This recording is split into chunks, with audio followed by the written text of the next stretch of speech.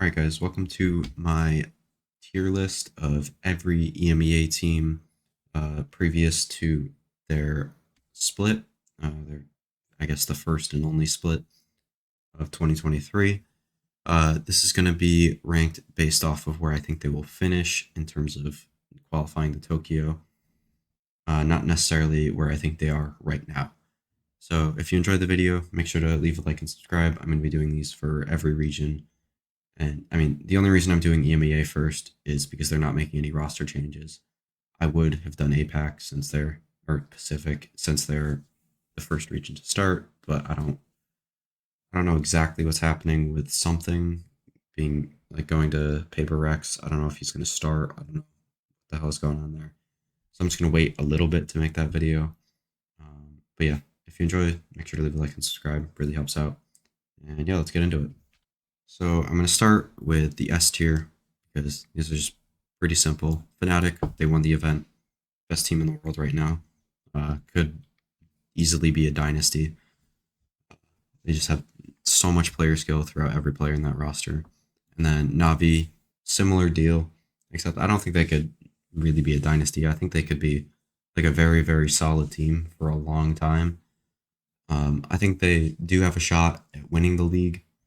But I think Fnatic, even if Navi win, should still be the favorites for Tokyo.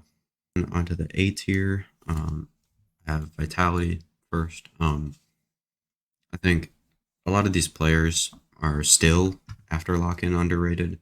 I think I'm really high on like Bone Cold, Molesy, especially Sender. Sender's definitely the one that I'm the most high on.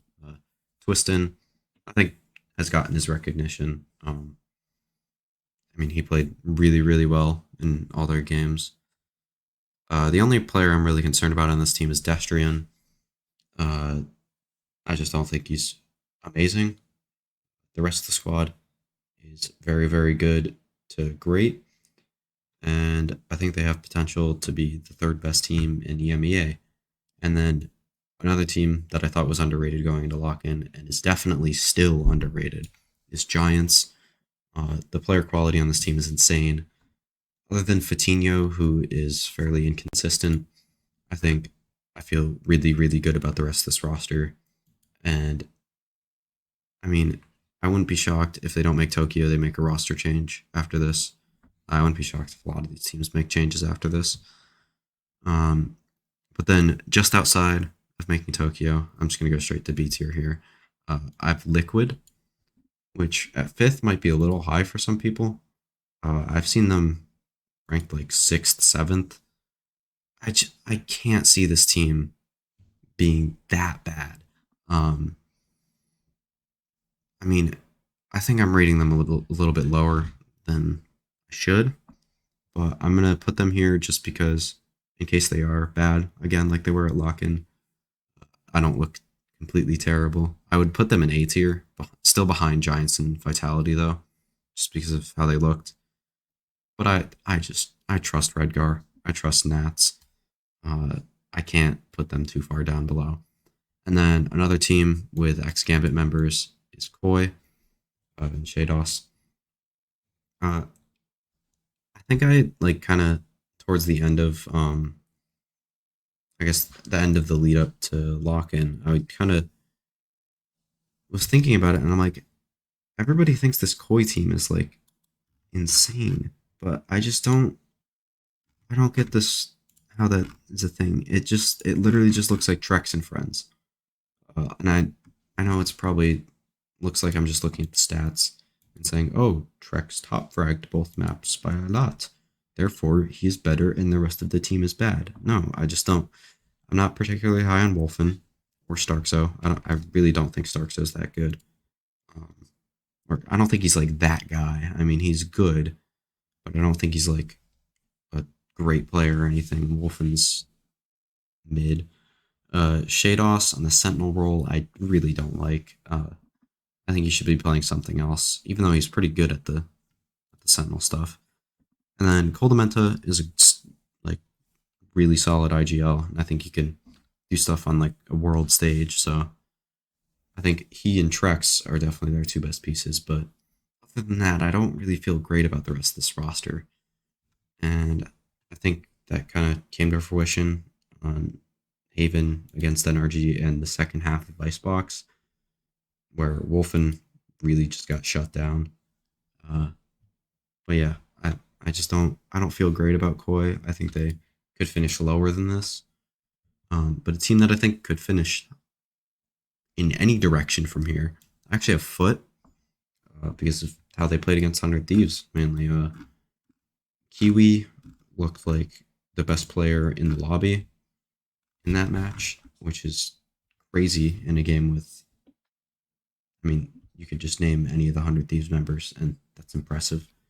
Uh, I just think if Kiwi goes crazy like he did at Lock In, and some of the other players start to pick it up a little bit, this team could fairly easily qualify for Tokyo.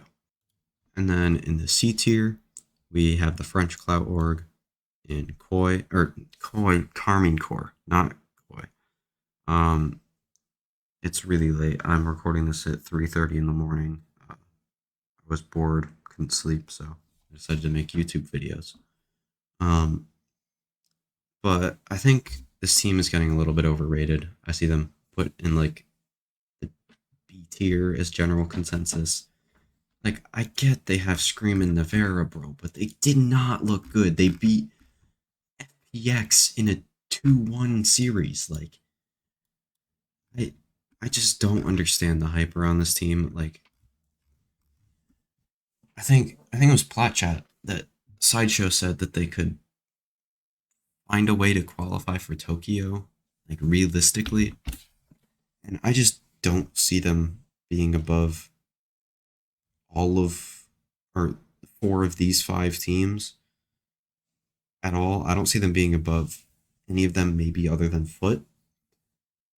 Um, like I get that I put Foot there because of Kiwi, but I also think Foot's general game plan looked a lot better than Army Corps did. I mean, they were doing so much stupid shit. I mean, their comps were bad, their economy management was bad, their like comfort on their agents was bad. It just all looked bad, and yet they still won a game, obviously. But all of these teams are better than FPX. I feel pretty good about that. Maybe other than like BBL and Heretics. I think, but I think I would put FPX in the D tier in this tier list and not really hesitate about it. So I don't get the hype around this team. I get they're individually skilled, and Shin looked pretty good, but that was really it. And then Heretics, I'm gonna keep in C tier. I know this might be a little bit high, um, but I just really like Kellogg's. I think Avova's really good. I think Zeke is good. Uh, Boo's okay, and Mixwell, you're trolling if he's on a franchise team.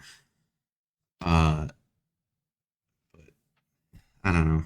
I just think Kellogg's is good enough to pull them through some games. I mean, he